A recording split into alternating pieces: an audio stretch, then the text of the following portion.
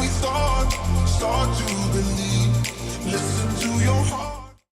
Yes, people. Yes. Hope you're all doing well. 22 in the building. Let's smash the like button if you're new here. Subscribe to the channel. You got myself and Joe. Why is Jordan Henderson on screen? Various things have happened. Saudi takeover. I suppose we'll probably get to that in a bit, but he's part of it. Yeah, well, we're going to talk a bit about a few things. Obviously, the two big things. I've been talking about it all day. I've been talking about it all week. Some of you will have just come from the Avengers show I did over on City Extra. We spoke about Bernardo. We spoke about Gvardiol. I do want to talk about it more. I want to get some more thoughts across. I want to give you guys a little bit of information that I found out today. Obviously, as always, I don't claim to be ITK. Do not take what I say as gospel, but anytime I hear anything from someone I trust, I will always tell you people. I just won't tell you who it is because, respect their privacy, and I like to keep my links and my connections happy. So I'm going to tell you everything that I know. Joe's going to give his thoughts. We'll have a good chat. I do want to start off with Josko Gvardiol because this transfer is doing my nut in. Actually, I'm going to say big up to a few people in the chat because a lot of you are here nice and early and you deserve your name shouted out, and we're going to say hello and then we're going to have a good chat. How about that? Buddy, Oasis, Charlotte, Nitin, Nam, Guzman, Nadir, a few new faces in the chat there. Pardo, make sure you're subscribed, Bill. Make sure you're subscribed. All your love is massively appreciated. Anyway, sorry, I wanted to say hello to some of the new faces that aren't always here. So smash the like, subscribe, all that. Tommy said that, says Charlotte. Tommy says a lot of things. We're going to have a talk about Tommy too because he always has to say he's sometimes right, he's sometimes wrong. Josko Gvardiol, has Fabrizio Romano fucked up our transfer for Josko Gvardiol? Has Romano actually caused friction here in this transfer? Obviously, we've been chasing Gvardiol for ages. It seemed like it was getting closer and closer and closer. I believe it is still very close. I don't believe that the T's have been crossed and the I's have been dotted and all that kind of thing. I don't think the papers are all signed. I don't think there's been a medical, like Romano said, but I do think it's close. My short synopsis is I believe a deal is about to be struck. I believe maybe Josko Gvardiol's agent has told Fabrizio Romano this. Fabrizio Romano, in the nature of these transfer journalists, which he is, they want to be first to the news. Romano really wants to be first to drop that news. So does Ornstein, so do these guys. So he went, boom, here we go, it's done deal. And then City and Leipzig, who are obviously still trying to finish out the finer details of the contract and the negotiations, were like, whoa, what the fuck are you doing? We're not ready for that yet. There's been no PR done. We haven't got a replacement. We haven't sold Laporte. Yada, yada, yada. The variables are not done yet. It was not time for the here we go. Now, seemingly, based off Marco Rose, the Leipzig manager's comments, he does not... Have you seen his comments, Joe? Marco Rose on City Extra? I have. He does not seem like a happy guy. Marco Rose, the Leipzig manager, does not seem like a happy guy.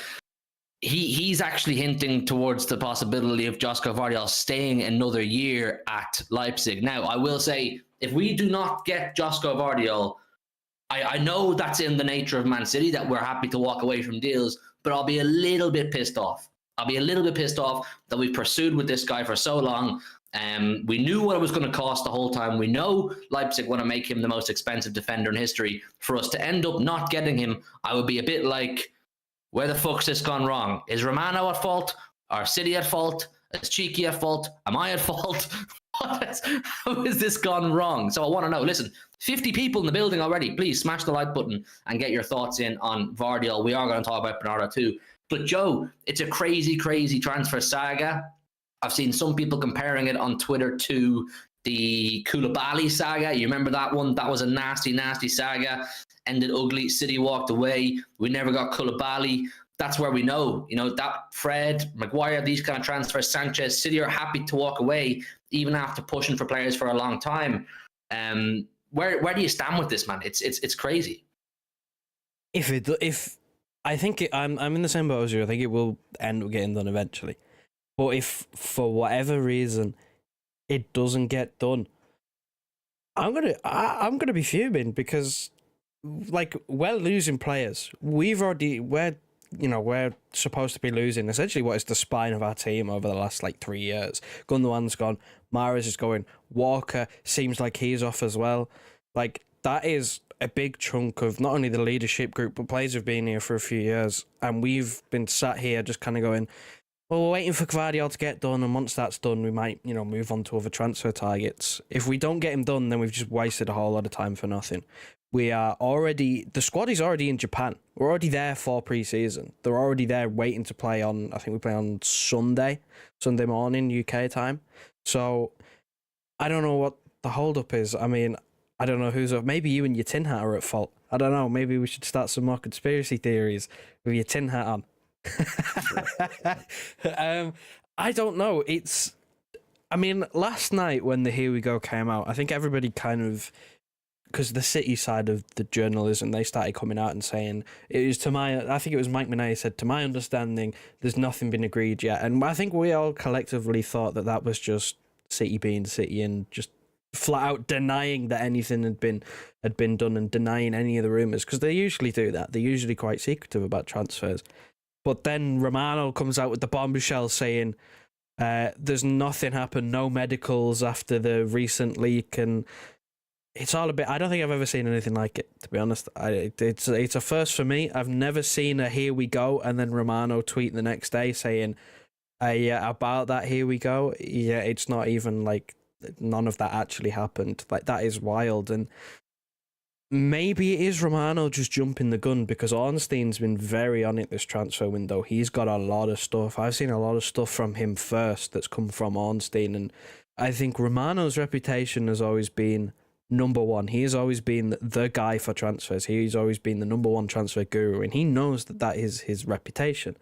So I don't know, maybe he just jumped the gun on this one and just got it slightly wrong, but there's obviously the saving grace that I think, or at least I expect that this still is going to happen. I think it's gone too far now, to the point of where everybody's seen that he's liking posts and he's followed a few City players and all this. I think it will happen, but it's wild. It's crazy. I've never seen this. Yeah, big up Lee McMahon, the chat talking about Cancelo there. Yeah, the Cancelo thing is mad as well. We might talk about that later on, get Joe's thoughts. Listen, I know I keep saying it, but we don't stream as much as we would like to. We will stream more. So all I ask is you smash the like button, literally just smash the like button and subscribe. That's it. But with the Gvardiol thing, a lot of people in the chat are saying that they think the Romano thing has actually fucked up the deal. And I'm kind of on the fence with that. There's a part of me thinks maybe City and Leipzig are pissed off that the Here We Go went out so early, because they hadn't finished the whole, crossing the T's, dotting the I's thing, and there was a lot more variables to be finished. And then there's another part of me thinks, why would that bother them? Why would that bother them? If they're in negotiations and there's a deal going to be struck, it's going to be struck whether Romano says here we go, whether I say here we go, or whether anybody else says here we go. It should happen regardless. So it's a bit of a weird one. People I see, and I understand a lot of City fans. I can even see in the chat, there's 70 in the building, and a number of them have already said that they're not happy with Romano. They think this has actually been detrimental to the deal. I don't know who it was. I can't, forgive me for forgetting. It might have been LB. He said on the stream about an hour ago that Romano's never got a Here We Go wrong. And I think he said something, Romano, like, we'll see who's lying, because someone is going to be left with egg on their face. Someone is going to be left to look like an idiot here. If City do not get Gvardiol, Romano has his first ever, or to my knowledge, one of his first ever failed Here We Goes. Can anybody in the chat, 75 in the building, can anyone tell me, has Romano ever had a failed Here We Go, where he says, here we go, it doesn't happen, and the transfer never comes into fruition? I struggle to think Romano would put his neck on the line with a Here We Go for Gvardiol not to come to Manchester City. I really struggle to think that. But I get the frustration. I mean, for those of you who follow me on City Extra and you watch me stream there every day, we're talking about it all the time. I really want them. I trust the board. Trust me. I'm not digging at anybody. I'm not saying I don't trust Pep. I don't trust the board. But you know what it's like when you're seeing recycled information all the time, and you're just waiting for that breakthrough. You get the breakthrough in the Here We Go last night from Romano. We did a stream on City Extra. We're all going, hey, we have Josko Gvardiol. I'm talking about the Great Wall of Manchester being built, Gvardiol, Diaz and Stones. And then Mike Minay and them, man, come out and say, nah, not even close yet. And then Sky this morning saying, deal's not close. I'm going, fucking hell, man. But there's so much going on here. There's so much to unpack. There's so much to break down, because we've just talked about both sides there, the journalism side. We haven't even dug into Josko himself, who's following Ruben Diaz. Diaz follows him back. Gvardiol likes the 4-3-3 post about Romano's Here We Go. Gvardiol's interacting with information about himself, saying the transfer is happening. Then this morning he flies out to Italy with Leipzig. It's absolutely mad, Joe. I think Gvardiol really wants the deal. I think he's had his bags packed. He's been waiting to book those flights. You know, he's had not his sunglasses because it's not very sunny in Manchester, but he's had his parka ready, you know, and his bucket hat. He's wanted to come for time, but I don't know what's stalling. I mean, I said on the Avengers show just there that I think a domino factor to it is that Leipzig probably want a replacement for Gvardiol naturally, and they don't want the rest of world football knowing that there's 85 million pounds, 100 million euros sitting in their bank account waiting to be spent. City also will want some sort of a solution to the Laporte problem. It's messy, man. It's really, really messy right now, isn't it? It is. I swear Leipzig have signed a replacement, though. If I'm not mistaken, they signed someone from PSG, like another young player that, you know, Leipzig like their young players from various different places. I am actually going to check that while I speak, but like, I get people blaming Romano because it is like he said in his own words it was a leak. Now, we don't know where this leak is from, but a leak saying, yeah, no, it's done. And then now all of a sudden it's not close to done. It's like, if this doesn't happen, this is big for his reputation. Like, he will no longer be number one in transfers if this happens. It's too big a profile to get wrong. He has to take the repercussions. Like, if he has this wrong, this is no, like, you know, academy player going up to the Premier League, or, you know, James Trafford to Burnley. This is no, you know, just run-of-the-mill transfer. This is possibly the most expensive defender in football history. 100 million euros we're talking about here. This is possibly one of the biggest signings of the summer, one of the most exciting signings of the summer. If he's got this wrong, he has to accept the repercussions, that his reputation is damaged. That's why I struggle to think that he would put out that information. You know what I mean? Because he's really putting his balls on the table there. You know, he's putting his neck on the line when he says, here we go. When he types those words, here we go, and hits send tweet or publish tweet, he's putting his reputation on the line. He's saying that in the knowledge that this deal is happening. So it's messy, man. It's getting a bit ugly. It is getting ugly. I've seen things on Twitter suggesting that there's tension. I think the word he used himself today, Romano, was there's tension between some of the camps involved. Marco Rose's comments, it didn't seem like a manager who was like, you know what, if it happens, we wish him the best, or something's happening, or we'll see what happens to Gvardiol. Rose is speaking like a manager who believes he could, and there's a good chance he'll have his Croatian centre half next summer or this season. So it's a bit of a mess, man. It's a bit of a mess. As the title says, it's getting a little bit ugly with Gvardiol, but I really want him. I really, really want him. He's the most exciting up-and-coming defender in world football right now. I mean, you think about putting him beside Diaz, beside Stones, Akanji, Ake, the depth we would have, we hopefully will have, if we get in Josko Gvardiol, who's a really astute ball-playing centre-half. It's frightening. I made the joke on City Extra yesterday. I said, that record Chelsea have, what is it, only conceded 15 goals in a season or something like that. I'd be saying our defence could break that with Gvardiol, and he gives you that really good ball-playing dynamic. He can break the pass between the lines kind of thing, pick out midfielders that, you know, even Ruben Diaz doesn't do particularly well at. Ruben Diaz is an out-and-out general of a centre-half, but Gvardiol is the full package, man, the full package. So I suppose we'll just have to wait and see what happens. You know, I'll be live on City Extra if anything happens, but I wanted to get Joe's opinions on Josko Gvardiol. It's getting frustrating. It's getting really frustrating, but I think we'll have a breakthrough hopefully very soon. Let's have a chat about Bernardo Silva.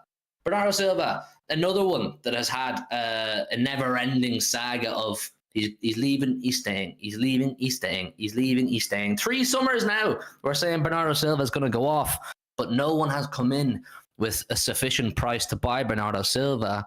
And the word that I got today, I told you at the start of the stream, I'll tell you any information that I have. I don't claim to be like in the know. I'm not telling you this is information I've got from Bernardo Silva himself, but I kind of trust the people that tell me these things. Don't take it as gospel. If it doesn't happen, don't come back to me and say, Hugh, you were wrong, yada, yada, yada. I'm literally just telling you what I heard, and you guys can form your own judgments, is that City are prepared to give Bernardo Silva, obviously you guys know this, you would have seen it on Twitter, a massive pay increase to give him parity up there with the likes of Jack Grealish, slightly below Kevin De Bruyne, essentially making Bernardo Silva the third or fourth highest paid player at the club. I think that's justified. And the word is, since Mahrez departure has become confirmed, or like City have known he's going to leave, they've really, really, really doubled down, tripled down, quadrupled down to try and secure Bernardo Silva. And the word is, like I said, don't take me as gospel. I ain't no Fabrizio Romano. I'm not giving you no here he goes. But that Bernardo Silva is open to it. He's coming around to the idea of signing a new contract at City. Now, whether that's what Bernardo Silva really, really wants, or it's kind of like he's snookered in because no one's going to come in to buy him, so he only really has the option to sign a new deal, I don't know. But I think that it seems to me, anyway, like Bernardo Silva is going to sign a new deal at Manchester City. I think that's fantastic news, and we'll get into why. But Joe, I told you what I've heard. Not saying it's fact, not saying it's fiction. It's just what your boy has heard. I mean, we've been saying for the last few streams now, it'd be regardless of, unless we pull an absolute madness, it's the best piece of business that we would do if we were to extend his contract.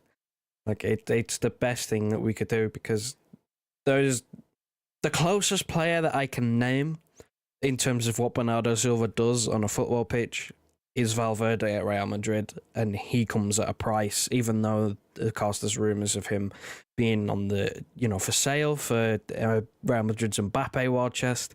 He's the only player that's close, and even then, Bernardo Silva is still levels above at what he does. Like, he's just so good. And it's at a point now with Mahrez, I think, as of 15 minutes ago, I think, from Romano, who, make your mind up on how reliable you think he is now. According to Romano, he's doing his medical right now. So, he's gone. Mahrez is gone. That's a here we go again. You can make your mind up whether you believe Romano on this, but I mean, it's mad. It's mad that I'm even having to say that. But we can't lose both. We can't lose both, because we're now scrambling around while we're still going about and trying to, cross these T's and dot these I's with Gvardiol. We need to think about which winger we're going to sign. We need a replacement for Mahrez. We need one. We can't not get one. We were already pretty light, especially on the wings last season. There weren't really many options. You see Bernardo Silva having to go back out there, which is something that I don't think many of us at the start of the season anyway wanted or would, see happening. But I think we need a winger. We have to get a winger, and we have to replace him. We're not going to get someone as good. But you can't lose Bernardo Silva as well and have to go and force yourself to buy two wingers, because that's not going to happen. You're not going to get two wing replacements. The market for wingers right now is pretty poor. So, yeah, I mean, you have to do whatever you can. I think I cannot remember who I saw. It might have been Sam Lee. I don't know. I've seen various pieces of news from various different journalists, but it was City using the Declan Rice price range as a Bernardo Silva price range, as Rice went for this. This is, Bernardo Silva is better, but on a worse contract. This is around the fee that we're looking for, that sort of 100 million package, even though he doesn't have too long left on his contract, because that's how good he is, and that's what they're using. They're basically going, this was paid for this player, we value our player at roughly the same given the circumstances. So I don't know who pays that. Saudi could afford that, but I think that's kind of dead in the water now, because I think that he wants to stay in Europe, or at least that's what I've heard as well. So I don't know. Barcelona are still signing freebies. They just signed Romeo on a free. So tells you about their transfer business, and I don't think anyone else really, apart from PSG still. PSG are always lurking for transfers because they've got all the money in the world to sign, but I think they're trying to go for Vlahovic, and if they were going to do Bernardo, they'd have come in and they'd have opened up that tin of worms, in my opinion. They'd have already started the process of trying to get Bernardo Silva and negotiating. It's mad to me that nobody has come in and tried to just get him. What do City want? We'll take him. Because for me, he's in there with the best players in world football right now, Bernardo Silva. Suits me, man. Suits me. I'm happy out if he doesn't go because Bernardo Silva is one of my favorite players, but I want some clarity. I want a conclusion to the situation. And big up MCFC lads in the chat. What a guy. Hope you're doing good, my friend. It was good to see you earlier on. But with Bernardo Silva, yeah, listen, I just wanted some clarity to it. If he does sign a new deal, I think that's huge. I think that is as good as a new signing. I just feel, I know it's negative to think like this, but I just feel that if we were to lose Gundogan, Mahrez, Walker, and Bernardo all in the same summer, I just think you're ripping out too much of the core of the team there. You know, the experience, the winners, the lads who've really been there and done that, who understand Pep's ideologies, understands Pep's philosophy. I get you have to refresh. I do get refreshing. It's part and parcel with football. And when you're trying to sustain success, you have to be willing to part ways with good players and you know, go and try and find players to replace them. I just think that's too much. And I think the domino effect of Mahrez leaving has meant that City have gone, yeah, we're not losing Bernardo Silva. Like, we will do, I hope and I think they will do everything in their power to keep Bernardo Silva. I really do. And if from his perspective, I get it. He, you know, in recent years, he's wanted to go and try new things. He's dabbled with AC Milan. He's wanted Barcelona. He's thought about PSG, Saudi Arabia. Of course he has. But where is he going to have it better than Manchester City right now? And why haven't any of these clubs come in with a sufficient offer if they really, really wanted him? Lad says Bernardo staying better than any potential signing. I agree. I mean, you said Valverde is a potential replacement for Bernardo, Joe, just because of his versatility, and he does actually have that experience of winning, and he's part of that winning kind of culture at Real Madrid, you know, where they demand success. But I find it hard to think of many other people or players in Europe who you go, yeah, we lose Bernardo, we go and bring him in. And it's the exact same with Mahrez. We've lost Mahrez now. We need to go and get a right winger. Who's going to be? People wanted Moussa Diaby. He's just gone to Aston Villa. He's just gone to fucking Aston Villa. You know what I'm saying? Who else is there out there on the right wing? Sane, Coman. There were other ones too. Borges is gone. He's gone to West Ham today. You know, Cole Palmer looks like he's going to go to Brighton. Fraser in the chat says Turkey. I don't actually know a huge amount about Turkey. I'm not going to lie to you, man. I don't know a huge amount about him, but people keep throwing his name around. Do you know much about this Turkey from Lyon, Joe? Not a clue, apart from basic FIFA knowledge, which I'm not even going to go off of because it's not very reliable. Yeah, well, you get the premise of what I'm saying. You lose those 5 players. It's not just as simple as, right, we'll go out and find someone who can replace them with quality. Because they have so much more than quality. They've been part of our setup and our system and our infrastructure for 5, 6, 7 years each. You lose them all at once. I think it's irreparable in one summer to reinstall that. Refreshing, like I said, it's part and parcel of the process. But City have been really good at like making that transition in refreshing, slow and smooth, and you know, not too many hiccups, and you don't notice it too much. We don't want the situation like Chelsea. Loads of new players. They don't, obviously we won't get to that degree of disaster as Chelsea have just had, but you know what happens when you have loads of new players and you're trying to get them to understand the philosophies really quickly. We don't want to go down the route of that, basically. You know what I'm saying? You want the transition to be nice and smooth, nice and slow. So for me, holding on to Bernardo Silva, it's imperative. So when I was told today by my guy that Bernardo Silva is supposed to be coming around to the idea, I was like, yes, that felt like a new signing to me. I was like, yes. But then again, is Bernardo Silva only going to sign the new contract because he kind of has to, as he come around to the idea that, you know, I should probably just stay at City. I'm in a great place to win trophies. They're going to make me the 3rd or 4th highest paid player at the club. And then hopefully they'll give me the David Silva treatment in 3-4 years' time and just let me go for free back to Benfica, like we did with David Silva. Let him go for free, do his thing. You've been a top servant. That's what I thought all along, and that's what seems to hopefully be happening because there's no demand. People ain't queuing up for Bernardo Silva. They're not queuing up. They're not coming with the cash. And I was buzzing. What you just said there, I was really, really, really, really happy when I saw that City have taken notes of the Declan Rice transfer and the numbers involved in that and gone, yeah, this is actually where we should be playing about. Not 50, 60 million. Bernardo Silva, however long he has left in his contract, he's a 90, 100 million pound player.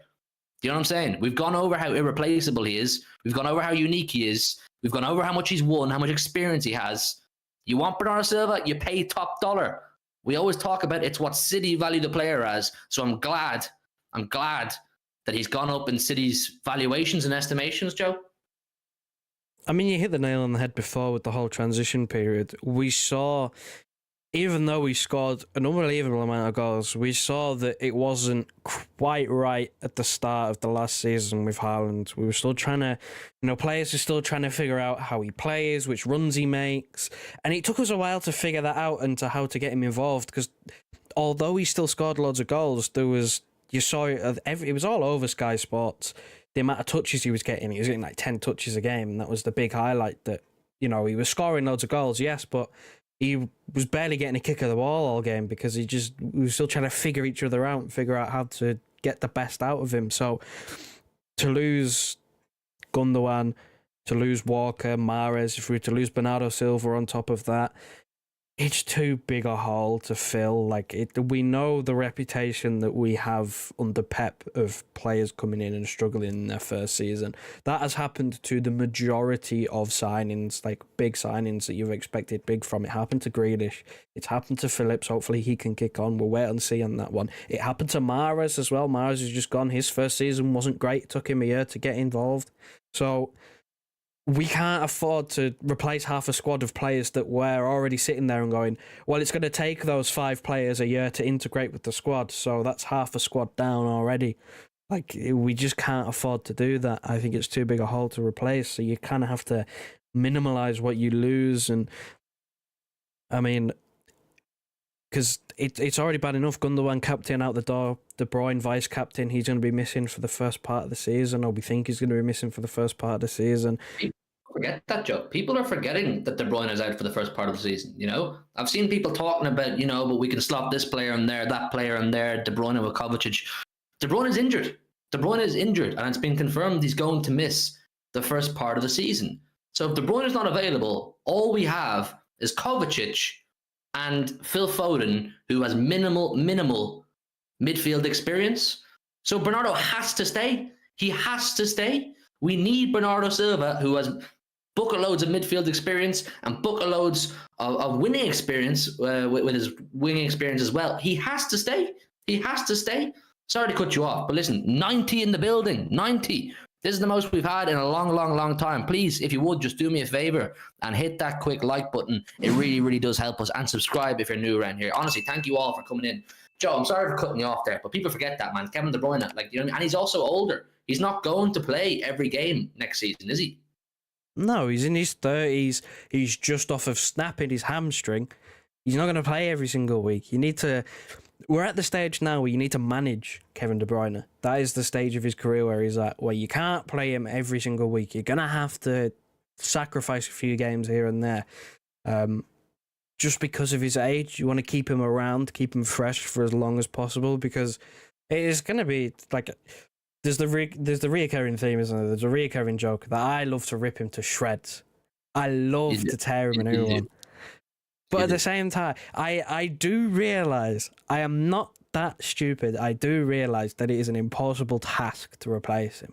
He's not a player that's easily replaced.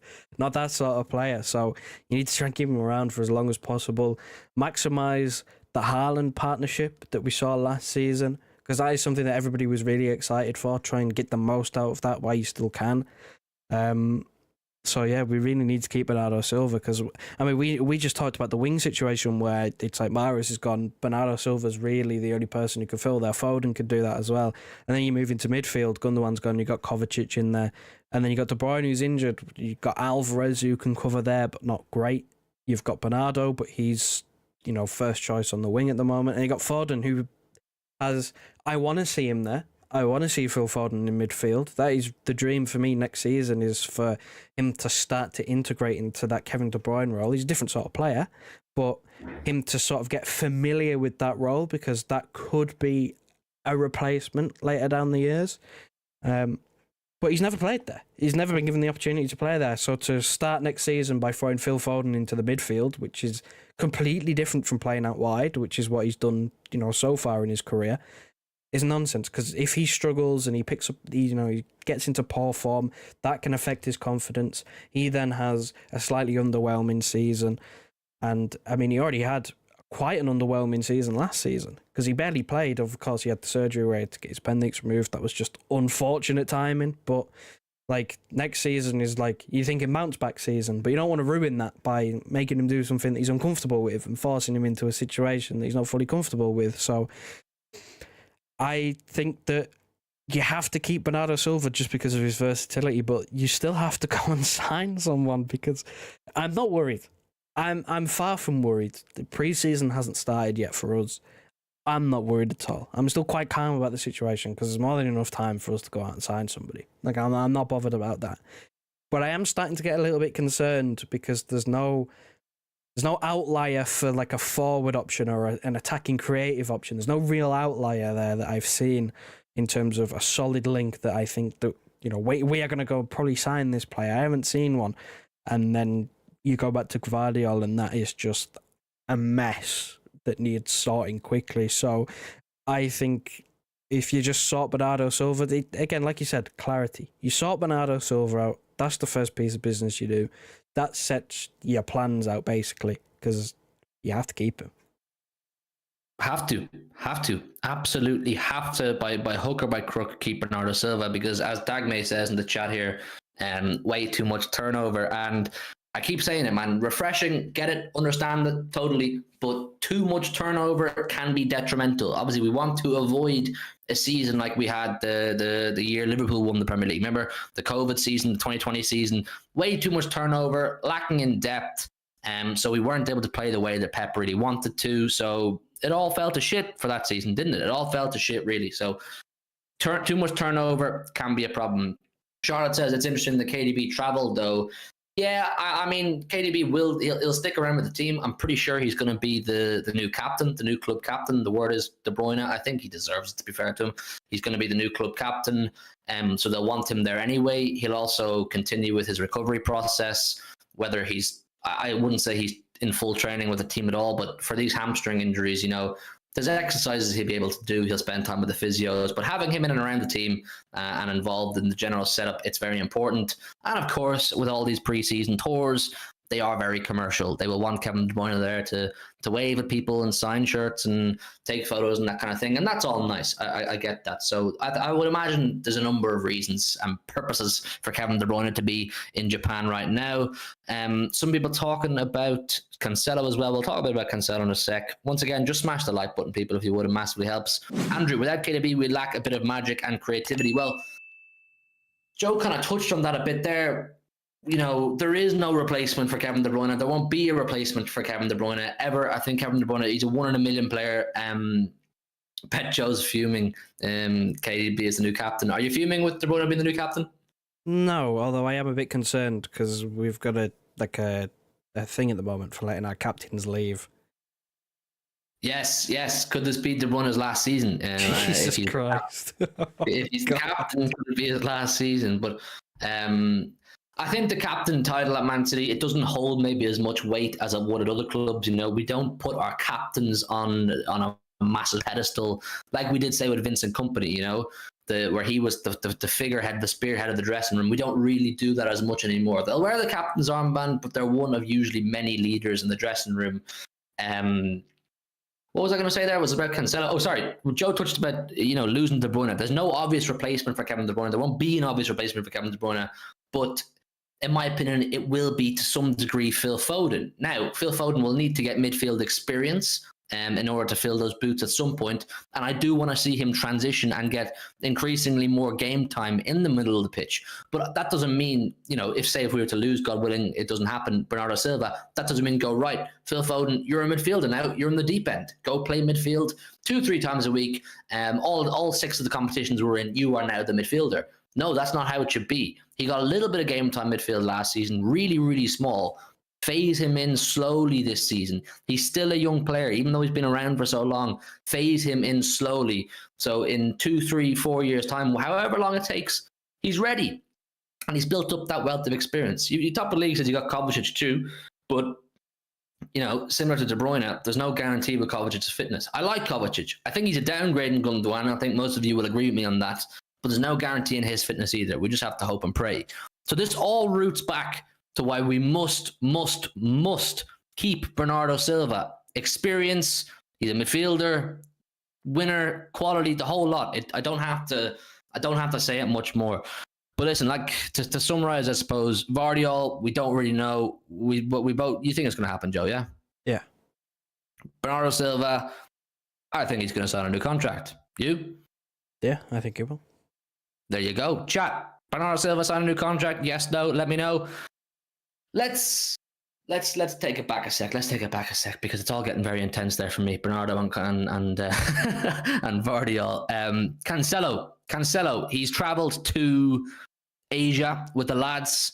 He was pictured in training. He was on the Inside City video. He's back. It seems weird. It looks weird seeing him in City gear again. It looks a bit weird to me. But what are your thoughts on this, man? Is there a remontada on the cards for Joao Cancelo? No. Please, God, no. I hope to Why? God, no. Why? We all saw how he left, right? We all saw how he left out the door. Like, kicking and screaming that he wasn't playing football. Yeah, but could he have come back and walked into that dressing room where most of the lads are sitting there? All the lads are sitting there, bar Kovacic, with 3 medals around their neck and gone, fuck. I made a balls here, man. I shouldn't have done that. And what if Cancelo stood in front of everybody and said, lads, I'm fucking sorry. I'm sorry. I made a balls. I shouldn't have behaved like that. And he goes to Pep's office, says, Baldy, I'm sorry, mate. Yeah, I shouldn't have kicked up a fuss. That was childish in me. I want to come back, mate. I want to come back. And I've heard about Kyle Walker potentially leaving. I'm your guy, baby. What about that, Joe? No, absolutely not. Not a chance. Not a chance. I want to see the back of him. I want to see the back of him. He's got a reputation for doing this. It's not like the first time that he's got arsey about playing time and various other concerns. He's known to be a bit of an arsehole. So no, I want to see the back of him. You can't go storming up to the manager in training and demand that you play, despite the fact that you were playing absolutely awful.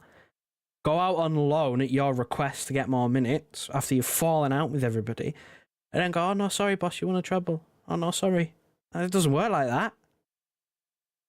What if he's mad sorry, though? I don't care. Joe's cold, man. Joe's ruthless. Pre-Cancelo, man. No. I want to see the back of him too. I think my only concern is then if we lose Kyle Walker, do we go and buy another right back? Now, I know we have Rico Lewis. I know Stones can play there. I know Akanji can play there. But Stones and Akanji are not traditional right backs. Rico Lewis is not massively experienced yet. And Cancelo is, whenever you think about him, he's an experienced right back. But he would change the way we play.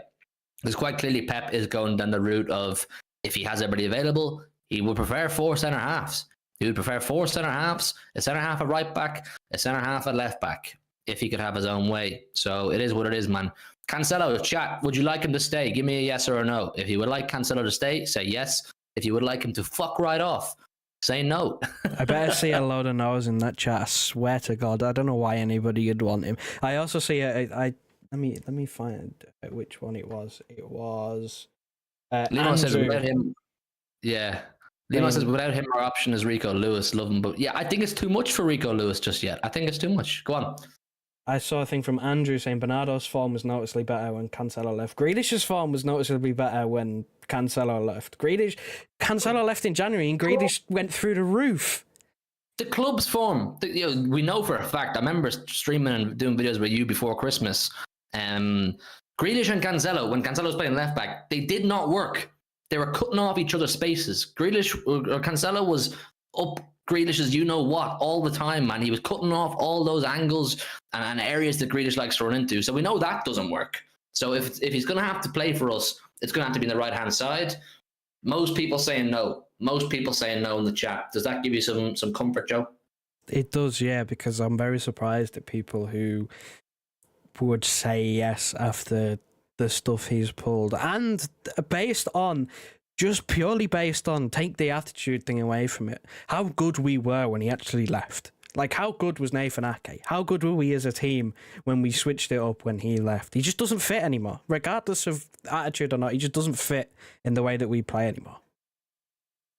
Well, I was saying on the Big Six and any shows that I go on where people say, what do you think was the moment and the big turning point for Manchester City in going from being an inconsistent side predominantly before Christmas to becoming a machine after Christmas? And I always say, the Chargers coming in, it banded us all together. It's the siege mentality, yada, yada, yada. But a massive turning point was giving Cancelo the boot, giving that to Cancelo and saying, get out, mate. You're acting the bollocks. You're playing shite. You're acting like a cunt in training. Off you go. Go ahead somewhere. But that's months now. That he's not. Bayern don't want him back, and Bayern don't want him back.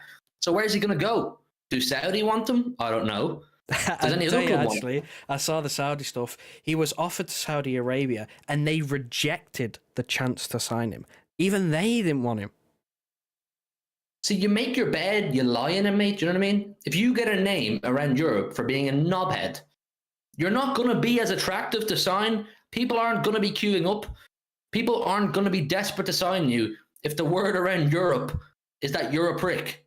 You know what I mean? If people think you're going to come to our dressing room and cause problems, you're not very attractive. You know what I mean? People aren't that like, it's not a good look for Cancelo that Bayern Munich would rather come in and buy our 33-year-old fullback instead of keep him, who they've already just had for 6 months. Not a good look. You know what I mean? I get Kyle Walker's a better player, but longevity, you could get way more out of Cancelo. So it's a him problem. It's a him problem. What was it he was saying again when we played him in the Champions League? He had some mad comments. Oh, I can't remember. The only thing I remember is he got booed, and it was phenomenal. I can't remember. He did say something, though, didn't he? He said something that annoyed me. It was something about Tuchel saying he cost me a Champions League. Hopefully he can win me one. That's the one I remember him saying. About Tuchel. Oh, he said Tuchel took a Champions League away from me in the Porto, and then hopefully he can win me one now. It was something like that, wasn't it? Yeah, it was something like that.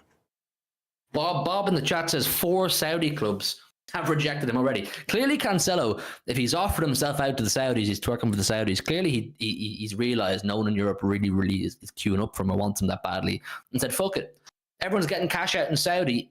I'll go out there and get some cash. Hey, Saudis, how do you fancy a bit of Joao?" And they've gone, "Nah, you're all right, mate." Fuck. Do you know how ridiculous that sounds to where Saudi Arabia, though, like, they're trying to take over football, they're trying to sign all these big and flashy names, regardless of, circumstances. He's a big and flashy name. He's like been buddy with the likes of Ronaldo and all the other Portuguese boys who've been going over there. He has good relationships. He has the same agent as half of the other, Portuguese players that have gone there, and they've basically gone. Jorge Mendes, the same agent that a lot of Portuguese players have. Ronaldo's agent. It was Bernardo Silva's agent. That's why there were links to Bernardo going to Saudi, and then Cancelo's been offered, and they've gone. Even we don't want you. Even us, with all of our endless supply of money and trying to get better as a league, even we don't want you. You can go elsewhere. Big up Shardlight in the chat, man. Finally found a huge channel. Make sure you've all smashed the like button. 92 in the building. It'd be sick to get over 100 in here for the first time in a long time. So smash the like button, subscribe if you're new. But you know what? That Jorge Mendes, man. That Jorge Mendes. I've got a conspiracy about him. Actually, no, I won't do the tinfoil half for this. I think he's got a bit of a deal going on with Saudi Arabia. I think he's getting some backhanders, or I'm not making any accusations, but there's something going on there. He's got Ronaldo, he's got Cancelo, he's got Bernardo. He's trying to get Cancelo and Bernardo to both go Saudi Arabia. He's got Jota. Who was with Celtic, 22-year-old, up-and-coming Portuguese winger. I believe Jota was going right to the top. He was going to leave Celtic in the next year or two anyway. I thought he was going to go to a big European giant and cook it up. No, Jota's gone from 30 grand a week at Celtic to Saudi Arabia at 22 years old for 200 grand a week. Jorge Mendes is pushing his Portuguese boys to Saudi. He's pushing them to Saudi. Anyway, that's my rant over on Jorge Mendes. What are people in the chat saying? CR7 could have helped him as well, but the fact they rejected him is crazy, says Sub to Mancunian Way and Big Steve. Throw in HMTV there as well. Toots, use him as a right winger. Ooh. No, don't even get me started. Do you remember he Hold played up, there? hold No, he up. played. He Let him played. cook. No, he played there. Do you not remember he played there? You were at the game, so I'd assume you remember this. He played there when we played Chelsea at Stamford Bridge, and he was god awful. I was probably drunk, so I don't You were remember. probably drunk. He played there when we played against Chelsea at Stamford Bridge, and he was terrible. I think he might have got subbed at half time. I remember he got subbed early, and then obviously we go on and win. Mahrez comes on and scores the winner. Surprise, surprise. And then what? Oh yeah, we fiddled around. Pep fiddled around with the tactics at Anfield. Cancelo was basically playing as like a right winger, and then he cost us the mistake, which lost us that game. So, wing, not a chance. No. There's your answer, Toots. Cancelo right wing, not happening. MCFC protocol. Cancelo won't even play. We use 4 centre half. That's kind of what I was saying anyway. I don't know why he'd want to stay with Pep kind of doing away with the idea of fullbacks altogether. Let's play Cancelo at striker while we're at it. I'm not sure Mr. Haaland would take that very well. Jesus Christ, that's going back like 2 years when we were just like, oh my God, stick anyone up front. Yeah. I mean, we were like that with left back for a long time as well when we had done left back.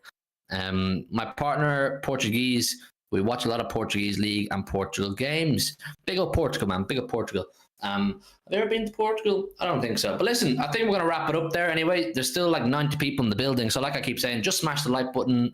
We might go live tomorrow, or I'll drop a video of some sort. Subscribe if you're new. Big up to all of you for coming in. This is the biggest live we've had since the remontada of this channel, if you like. So big up to all of you for coming in and showing love, showing crazy support. You're all a bunch of absolute legends. And it is a great community we have here, Joe, isn't it? It's a great community. Yeah, love it. Won't change it. Oh, you're even getting Joe being old. Joe being old. Charlotte, this is the last year before the FIFA rules on agents' commissions come in. So Mendes wants to max money where he can. So organize as many transfers as possible. Listen, Charlotte, you said it, not me, mate. You said it, not me. I can see where you're coming from, though. I can definitely see where you're coming from. You need one of these tinfoil hats, Charlotte. You need one of these tinfoil hats. Listen, like I said, big up to everybody for coming in. Smash a like on your way out. If you're watching playback, smash a like too. Share it around. Tell people to subscribe and join the community. Subscribe yourself. All that good stuff. Notification bell so you don't miss when we go live. Follow me on Instagram and Twitter at Humery13, on Instagram at Humery1894. I'm always tweeting and talking shit online there. And I'll also say when I'm posting content. Or follow me on City Extra. You'll see me over there too. Big up to all of you lot, and we'll see you tomorrow with something. Wrap her up, Joe. In a minute. Listen to your heart. Tell me who you wanna be. We can always start to believe. Listen to your heart. Tell me that you understand. 'Cause you are the one for me. If you just believe, you just believe, you just believe, you just believe, you just believe, you just believe.